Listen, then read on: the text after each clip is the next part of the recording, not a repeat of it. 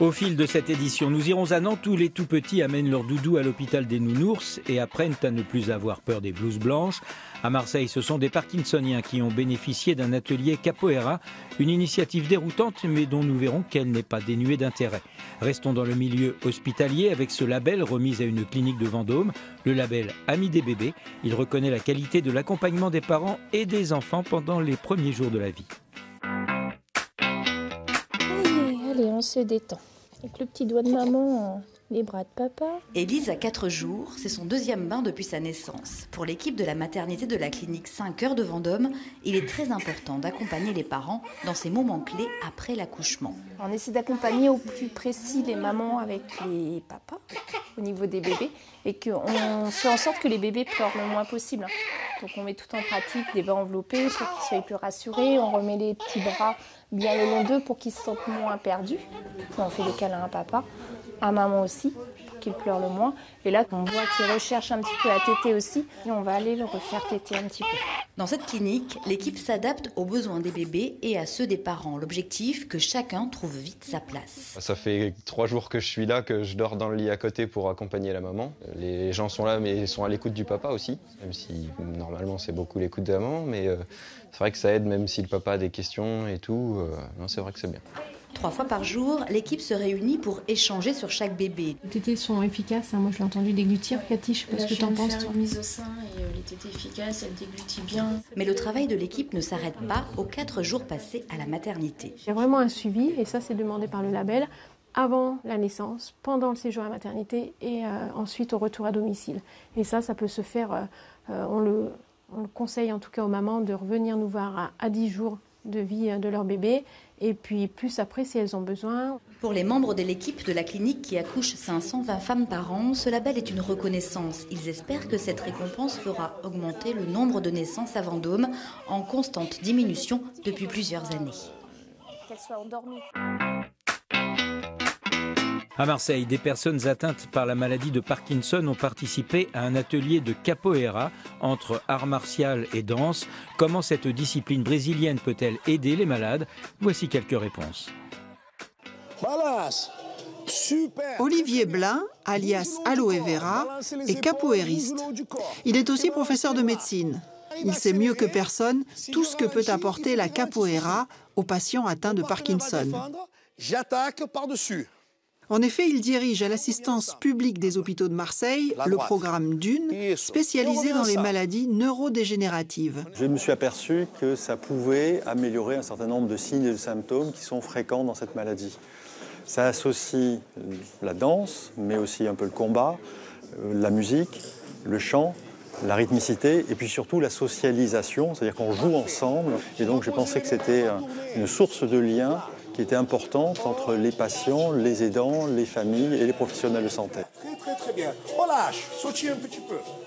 Parfait. Cet atelier est une première pour tous ses participants à la Maison pour tous Physio de Marseille.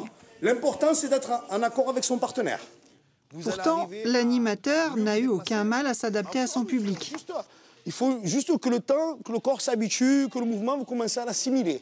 Je ne pensais pas forcément qu'on allait pouvoir avoir déjà aujourd'hui structuré un jeu. On a réussi à structurer un jeu, donc c'est très bien, c'est très positif. Je ne dis pas que c'est un miracle, le capoeira, mais ça permet d'avoir certaines vocations, ça libère certaines personnes. Okay, on revient. Le miracle, c'est que chacun a pu pratiquer avec plaisir, comme Gilles, 58 ans, dont le diagnostic de Parkinson a été posé il y a 9 ans. Très positive, je trouve ça intéressant parce qu'on travaille en dynamique, on travaille sur l'équilibre notamment, la coordination, un peu la mémoire, le souvenir aussi des différents, comme des katas un peu dans les arts martiaux. Donc il faut un peu mémoriser tout ça, c'est pas toujours facile, mais non, c'est très bien, je trouve, c'est une bonne idée. Deuxième bloc, où est-ce que vous voulez qu'on s'arrête maintenant? Les médicaments qui aident à contrôler les symptômes ont leurs limites. Les bénéfices d'une activité physique appropriée comme la capoeira sont évalués scientifiquement avant et après un cycle de 6 mois. On est notamment sur l'analyse de la fluidité du geste, qui est quelque chose qui est bien altéré chez ces patients et qui devrait être amélioré avec la capoeira de par les feedbacks musicaux qu'ils ont et de par le type de geste qu'on leur demande de faire. Si les tests sont concluants, la capoeira pourra être proposée comme un soin à part entière aux malades atteints de Parkinson. Non, Mathieu ne se promène pas à bicyclette. Ce membre de l'association Ecomégo récolte comme chaque jour les déchets jetés par les fumeurs. À chaque collecte, il en ramasse 5 kilos, une infime partie de cette pollution dont on ignore souvent la gravité. Le mégot, c'est un déchet très petit qu'on retrouve partout. On en compte à peu près 200 millions sur la seule ville de Bordeaux. Et un mégot à lui seul pollue jusqu'à 500 litres d'eau et met 12 ans à se dégrader.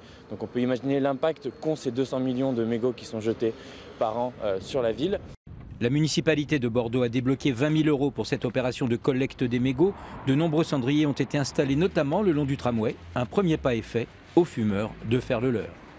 Nous avons décidé de faire un pas au travers de Ecomégo pour collecter ces mégots et les valoriser et créer de l'emploi. Et nous espérons également que en plus, en complément avec des actions de communication, nous aurons des citoyens qui seront concernés, qui viendront mettre leurs mégots dans la corbeille.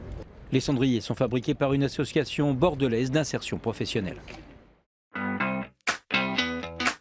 Comment éviter que les enfants aient peur quand ils vont à l'hôpital?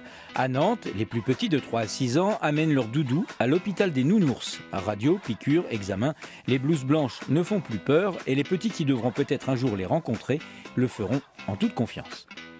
Il a mal aux oreilles et puis aux pattes. Il a mal à l'œil et aux sourcils.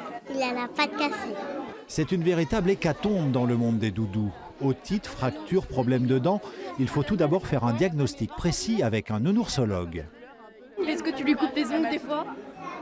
Non, jamais. C'est ça à mon avis. On va l'envoyer chez le chirurgien. Ou plutôt un futur chirurgien, car en fait ce sont des étudiants en 3e année qui soignent tous ces doudous blessés. Activez le scotch. Ça y est, ton doudou il est guéri. Il va avoir un petit peu mal, mais tu remets le pansement. Si je lui donne des médicaments, ça ira. L'hôpital expliqué aux enfants permet d'apprendre l'hygiène, le corps humain, mais surtout de ne pas avoir peur des blouses blanches. On va plutôt lui dire ne t'inquiète pas, ça va bien se passer, c'est pour les nounours, tu l'accompagnes, donc ne pas utiliser la négation. Mais sinon, globalement, tous les sujets peuvent être abordés, il ne devrait pas y avoir de tabous avec les enfants. Des explications, mais pas seulement. Les enfants accompagnent leur doudou sur un véritable parcours de santé. Dentistes, radiologues, chirurgiens. Ils vont assister pas moins d'une dizaine de spécialistes. Il faut bien ça pour soigner certains doudous cabossés. D'abord, on a fait une radio. Après, on l'a mis un plâtre. Et après, on est allé pour lui réapprendre à bien utiliser le bras. Moment fort de la visite de l'hôpital des nounours, l'ambulance. Dans leur tête, quand le jour où ça arrivera, ils se diront bon c'est pas si grave que ça, je suis déjà allée, je sais à quoi ça ressemble à l'intérieur, j'ai déjà vu un peu tous les éléments, donc ça ira quoi. À la fin de la visite, tous les doudous étaient guéris et les enfants ont même eu droit à la découverte de la calinothérapie.